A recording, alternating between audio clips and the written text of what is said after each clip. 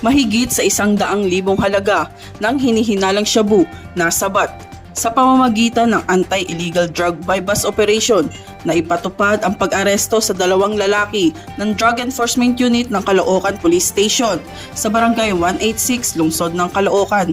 Ayon sa report ng pulisya, nagbenta umano ang mga suspect ng 4 na pirasong sachet na naglalaman ng hinihinalang shabu sa pulis na umaktong pusher buyer na agad ring nagresulta sa kanilang pagkakaaresto. Ang mga suspect na may mga edad na 35 at 36 ay nakuhanan ng humigit kumulang 16 na gramo ng hinihinalang shabu na may halagang 108,800 pesos kasama ang bypass money. Naharap ang mga ito sa paglabag sa RA 9165 o Comprehensive Dangerous Drugs Act of 2002. Mula dito sa Northern Police District, ako po ang inyong PNN correspondent, Patrolwoman Blaisela Esperanza, alagad ng batas, tagataguyod ng Balitang Pulis.